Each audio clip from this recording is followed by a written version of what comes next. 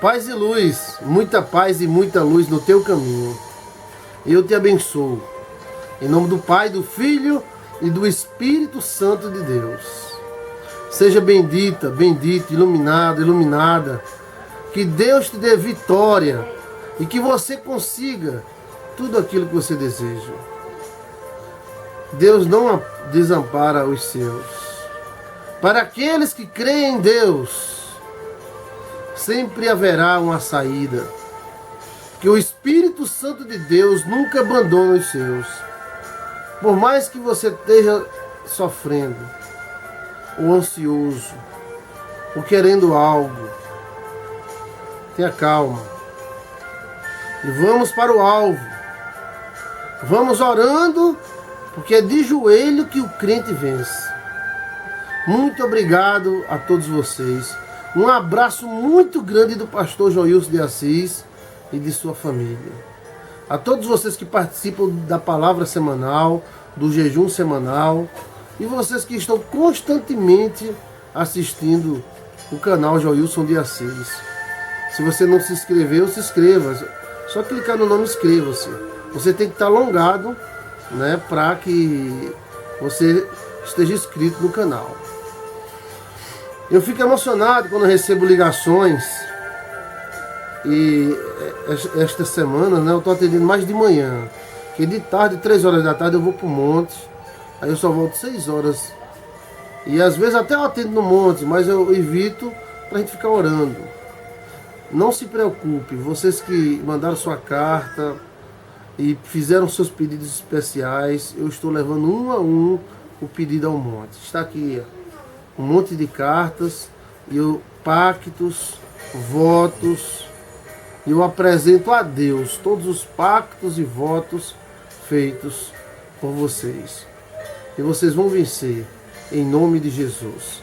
Vocês dos lugares mais longínquos, Grécia, China, Macau, Japão, Indonésia, que gostam do pastor Joilson, que assistem a net, que entram em contato comigo, né? Tem um irmão aqui do país árabe, e ele diz: pastor, aqui não tem igreja, minha igreja é o Senhor. E eu fico muito contente. E o WhatsApp, às vezes você manda o WhatsApp, eu demoro a responder, porque são muitos, né? E em nome de Jesus eu abençoo a todos vocês. Aquela irmãzinha que mandou o WhatsApp para mim, ela me assiste no telão, ela tem um telão enorme em casa, ela bota o computador no telão e assiste, que bom, né? Então eu entro neste lar, eu entro nesta casa, e eu abençoo esta casa, eu abençoo este lar, em nome de Jesus Cristo. Amém, amém, amém. Pois bem, vamos meditar na palavra de Deus. Depois vem a opinião semanal. E depois vem aquelas pessoas que entraram em contato com a gente e que pediram oração, as que estão em jejum, né? Muita gente não pode fazer o jejum, ou trabalha, ou tem alguma enfermidade, que não pode parar tanto tempo, 12 horas, sem comer. Mas elas fazem do mesmo jeito, elas oram comigo, elas oram utilizando os pedidos das pessoas, né? Regina é uma delas, está sempre atento, e vocês de perto e de longe, eu abraço vocês, simplesmente como servo de Deus abraça outro servo. Jesus te abençoe. Se sinta abraçado pelo pastor Joilson e amado por Deus. Pois bem, vamos ler aqui 2 Crônicas, capítulo 7. 2 Crônicas, capítulo 7. O livro de Crônicas conta as histórias dos reis, né? E essas histórias que já passaram, elas deixam alguns exemplos para nós hoje. Apesar de algumas coisas do Velho Testamento não servir para nós hoje, porque foram para aquela época e para aquele povo, algumas delas, ou todas elas, servem para nossos exemplos, e dela podemos tirar algumas conclusões importantes para o nosso dia a dia. Vamos ler aqui em 2 Crônicas, capítulo 7, versículo 1. O Brasil precisa ser sarado. O Brasil precisa ser sarado. Tanta murmuração, tanta praga, tantas palavras de maldições. São tantas palavras negativas que o brasileiro costumou a dizer. Basta ter raiva de uma pessoa, começa a espraguejar essa pessoa, maldito, miserável, tomara que morra, desgraçado. Então, o brasileiro, ele precisa, o mundo precisa, mas o brasileiro, ele precisa não murmurar. O murmúrio, ele é prejudicial. No deserto morreram muita gente porque eles eram murmuradores. E quando eu era jovem pastor, jovem evangelista, eu ficava sem compreender por que Deus executou tantas pessoas porque eles murmuravam. Ó Deus, só porque eles murmuravam, caiu 100 e tantos mil homens, né? A terra se abriu, eles caíam dentro. Bem, Deus resolveu tratar com uma nação, para que através dessa nação ele viesse a tratar com todas as demais. Não é que Deus pertence a Israel. Deus não é de Israel, Israel é de Deus. Né? Mas, ou seja, Israel não comprou Deus. Ah, Deus é meu. Deus não é de ninguém. Deus é só meu. Né? Não. Israel foi escolhida porque o pai Abraão pediu a Deus, e Deus aproveitou essa deixa, e Abraão pediu, insistiu, fez sacrifícios. O sacrifício passou muito tempo sem ser aceito. No final do dia que foi aceito, e Deus resolveu falar com Abraão: olha, vou executar, vou ter pena de morte, eu vou ter que ordenar esse povo.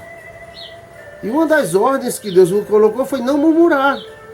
Mas pastor, a murmuração é tão grave assim? É grave sim.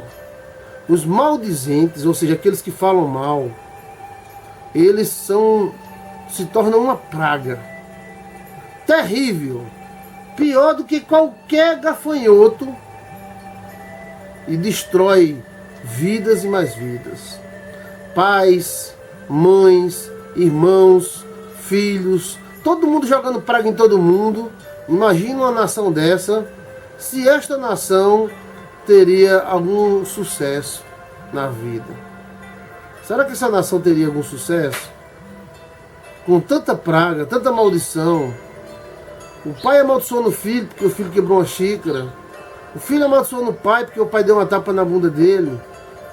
Então, imagina só, pastores amaldiçoando seus membros, membros amaldiçoando pastores, o povo amaldiçoando os governantes amaldiçoando o povo. Para onde é que essa nação iria? E aonde iria chegar?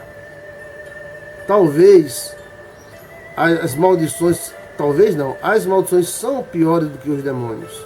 Vou repetir, as maldições são piores que os demônios.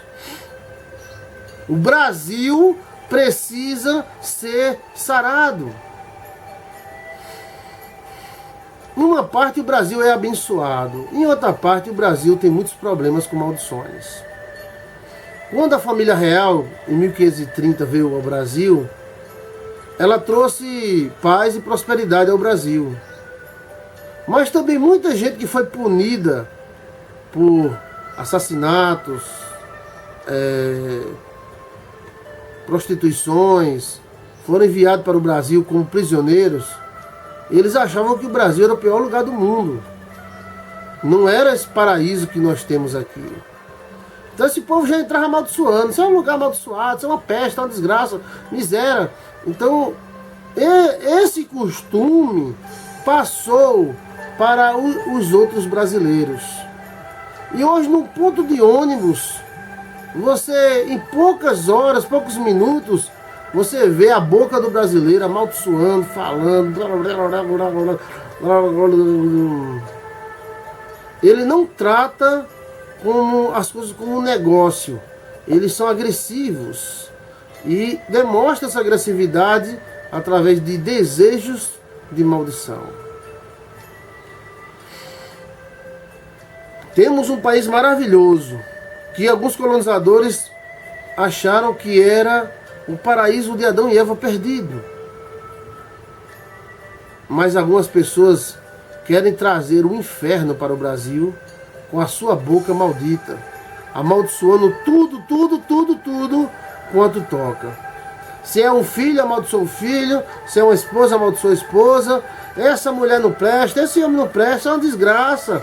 Isso é uma miséria. Deus viu que com um povo desse, a nação dele não ia para frente nunca. E teve que executar usando a pena de morte, como ele combinou com Abraão. Então Deus não fez nada sem estar legalizado. Ele cortou na carne porque era necessário cortar na carne. Eu quero dizer para você que o Brasil precisa de cura, e a cura começa através de nós. Porque amaldiçoamos tanto, até os demais religiosos. Eu sou da Mundial, critica a Universal. Eu sou da Universal, critica a Mundial. Eu sou da Assembleia de Deus, critico a Universal. Eu sou da Batista, critico a Assembleia, né? Eu sou batista e assembleano, critico a Igreja Adventista do Sétimo Dia, porque não são servos de Deus. Por que não são?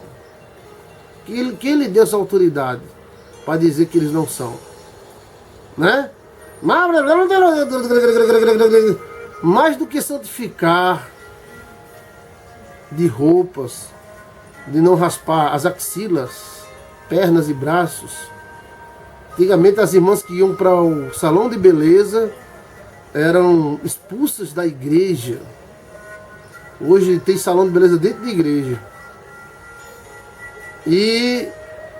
Mas a igreja continua também com essa onda de amaldiçoar governantes. A igreja entra numa contradição. A igreja não gosta de política e vive criticando os políticos.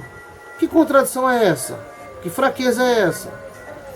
Ai, porque, olha, aquele deputado fulano fez aquela lei, e aquele deputado cicrano fez a outra. Vai pedir um voto a essa igreja, ver se ela dá? Dá não. Então não pode reclamar não do que você não fez nada. Então você permitiu por omissão. Então precisamos nos levantar de um lamaçal de maldições que muitas vezes está dentro de nós mesmos, na família. Porque tudo é peste, desgraça, miséria, segundo alguns. E se torna, porque ele está profetizando. Chegou a hora da igreja se acordar e não aceitar palavras de maldição, palavras negativas, palavras que venham invocar o mal. Tomara que tudo se acabe, pegue fogo, exploda. São palavras de revoltados e derrotados, que querem que os outros sejam derrotados e revoltados. Pois bem, o Brasil precisa se levantar de um lamaçal de maldições e corrigir para Deus sarar a sua terra. Eu estive meditando nisso e meditando nesse texto que eu vou ler agora para você. 2 Crônicas, capítulo 7, versículo 1. E acabando Salomão de orar, desceu o fogo do céu e consumiu o holocausto e o sacrifício, e a glória do Senhor encheu a casa. Isso aqui foi na inauguração do templo de Salomão, de Israel. Um dos melhores reis que Israel teve. Filho de Davi. E os sacerdotes não podiam entrar na casa do Senhor, porque a glória do Senhor tinha enchido a casa do Senhor. Houve aquela fumaça, aquele fogo, né? Houve aquela glória. E todos os filhos de Israel, vendo descer o fogo e a glória sobre a casa, encurvaram-se com o rosto em terra sobre o pavimento, e adoraram e louvaram ao Senhor, dizendo: porque Ele é bom, porque a sua benignidade dura para sempre. Então, quando o líder, seja religioso, político, de grupo, ele invoca o Senhor e o Senhor escuta ele, todo o povo vê que o Senhor é bom, porque o Senhor é muito bom. Deus é bom, o homem aqui não presta. Deus é muito bom. Deus é tão bom que atura a gente, né? Deus é ótimo. O rei e todo o povo oferecia sacrifício perante o Senhor. Então o rei, ele sabia que ele, mesmo sendo o homem mais sábio do mundo, ele não teria condição de governar, bem governado a nação de Israel, se Deus não ajudasse. Então ele ofereceu sacrifícios ao Senhor. Ele ofereceu votos, animais. Naquela época se oferecia animais. Hoje, o nosso sacrifício é Cristo. Mas também não anula os demais sacrifícios.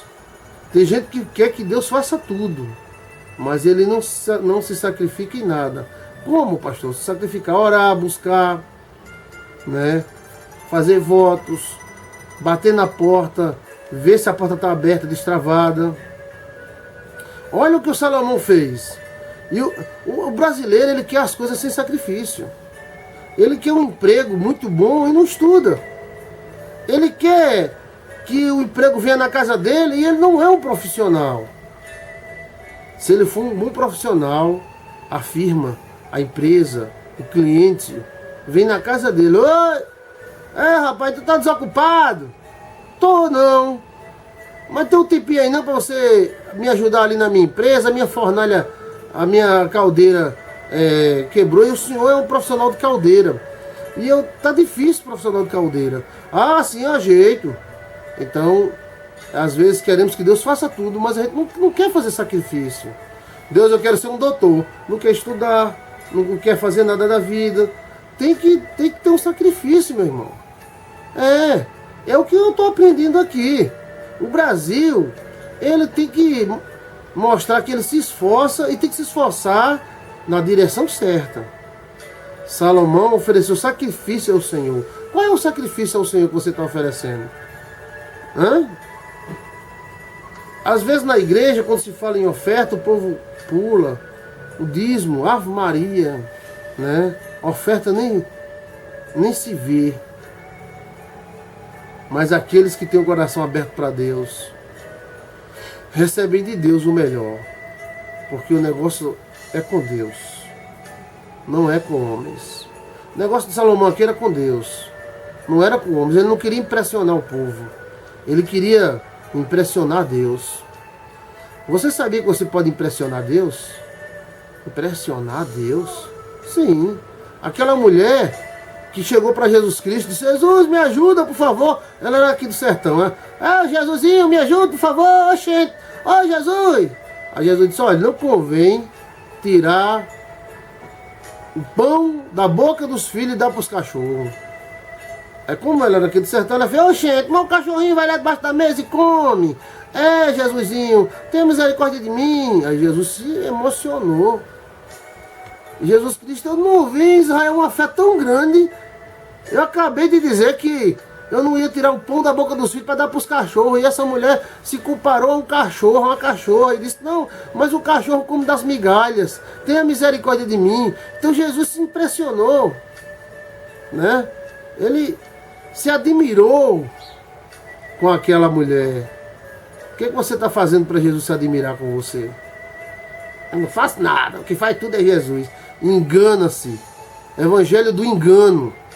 Você ora, jejua, faz voto, expulsa demônio, seja ele hereditário ou mandado, quebra macumba e vai à luta, meu irmão. E Jesus está só olhando: eita, esse é um cabra macho. Eu vou abençoá-lo. Vou abençoá-lo.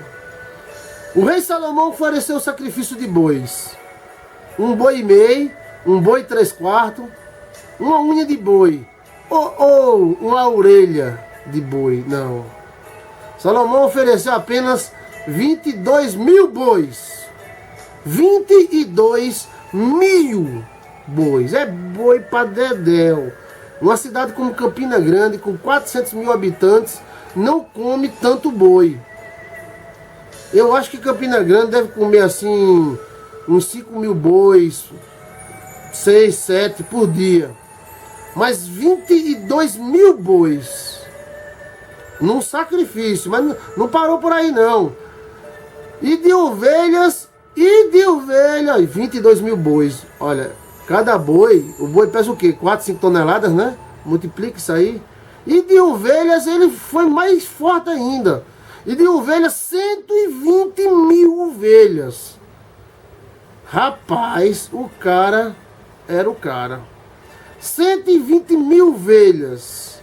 E o rei e todo o povo consagraram a casa do Senhor. 22 mil bois. 120 mil ovelhas. Todos números cabalísticos, né? Como Israel sempre faz. E os sacerdotes, ou seja, eles se esforçaram para impressionar Deus, para chamar a atenção de Deus. Qual é o sacrifício que você está fazendo? Você quer que Deus te abençoe na matéria? Quer um bom emprego? Qual o esforço que você está fazendo? Qual a evolução que você está fazendo? Qual o melhoramento que você está fazendo na sua vida pessoal? Com Deus, como é que vai as suas ofertas, seu dízimo? Não, pastor, eu não falo nisso não, porque vamos falar outra coisa, tá bom. Se você quer que Deus abençoe você na matéria, tenha compromisso com Ele na matéria. É assim desde o começo do mundo. O sacerdote abençoa toda a carta, todo voto, todo dízimo que nós recebemos, nós abençoamos. Em nome do Pai, do Filho e do Espírito Santo, o sacrifício que o povo está fazendo. E os sacerdotes serviam em seus ofícios, como também os levitas com instrumentos musicais do Senhor. Os levitas só passaram a utilizar instrumento musical a partir de Davi. Antes de Davi, eles eram meros faxineiros da casa do Senhor. Quando chegaram à casa do Senhor, com Davi, muita coisa mudou. E Davi era músico. Aqui, como também os levitas com instrumentos musicais do Senhor, que o rei Davi tinha feito, quem fez foi o rei Davi, para louvarem ao Senhor, porque a sua benignidade dura para sempre. Quando Davi o louvava, pelo ministério deles, e os sacerdotes tocavam as trombetas diante deles, e todo Israel estava em pé. E Salomão sacrificou no meio do átrio, ou seja, não coube, era tanto o sacrifício que não coube, que estava diante da casa do Senhor, porquanto ali tinha ele oferecido holocausto e gordura do sacrifício pacífico. Porque no altar de metal que Salomão tinha feito, Salomão fez um altar de metal. Onde será que tem esse altar de metal, né? Não podia caber os holocaustos e as oferendas de alimento e gordura, ou seja, ele fez um altar de metal. Que metal seria? Eu quero saber, eu sou curioso, né? E onde está esse será que era ouro? Fala metal, ouro é um metal. E assim, naquele mesmo tempo, celebrou Salomão a festa dos 7 dias, e todo Israel com ele, uma grande congregação, desde a entrada de Emate até o rio do Egito. E no dia 8º realizaram uma assembleia solene, porque 7 dias celebraram a consagração do altar e 7 dias a festa. Ou seja, durou, né, 2 semanas. E no dia 20º do terceiro do 7º mês, e no dia 23º, 23 do 7º mês, despediu o povo para suas tendas, alegres e de bom ânimo. Então, depois de tudo isso, o povo estava alegre e de bom ânimo, porque a glória de Deus causa isso, alegria e bom ânimo. Alegria, bom ânimo, alegria, bom ânimo, para começar o ano novo, para continuar. Para nós tudo é novo. Deus sempre faz novo todas as coisas, pelo bem que o Senhor tinha feito a Davi e a Salomão e o seu povo Israel. Assim Salomão acabou a casa do Senhor e a casa do rei, e tudo quanto Salomão intentou fazer na casa do Senhor e na sua casa prosperaram. Houve uma prosperidade, né? Esse templo de Salomão aqui era de madeira, e por isso que nós não encontramos esse templo de Salomão, não, né?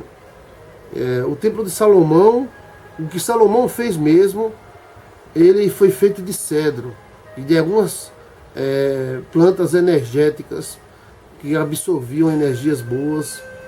Por isso que você não encontra o templo de Salomão em canto nenhum no mundo. Não encontra não.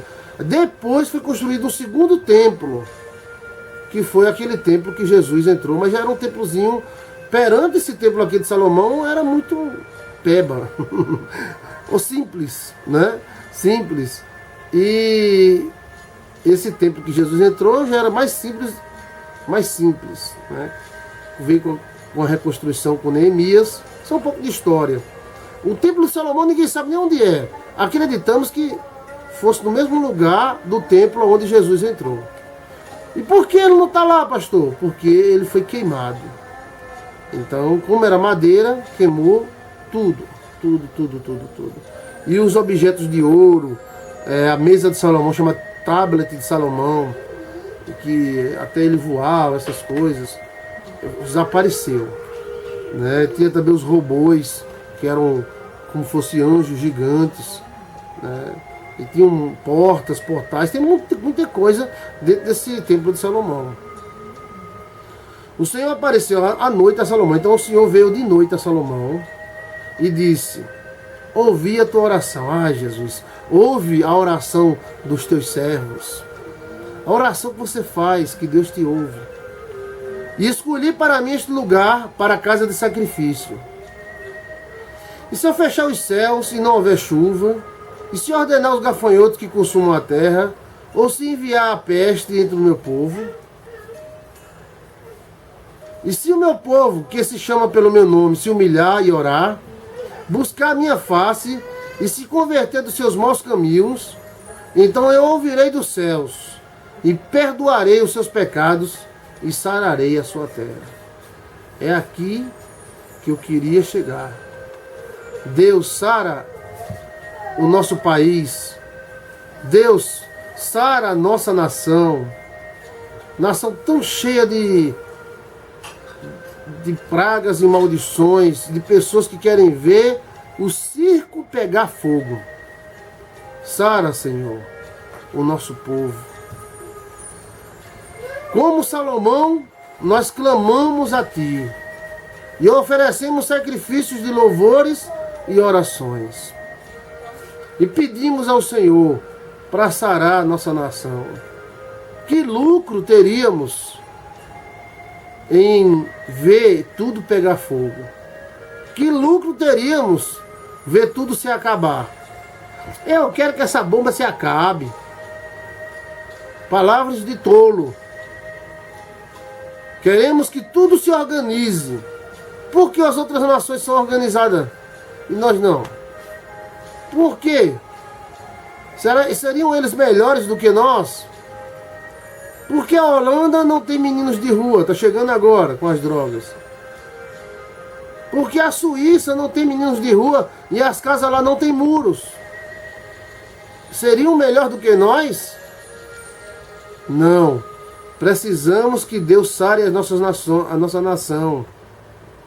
Precisamos que Deus estenda as suas mãos e sare esse povo.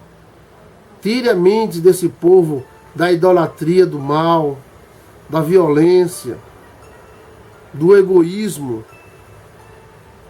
Em nome do Senhor Jesus Cristo. Oramos a Deus, para Deus sarar a nossa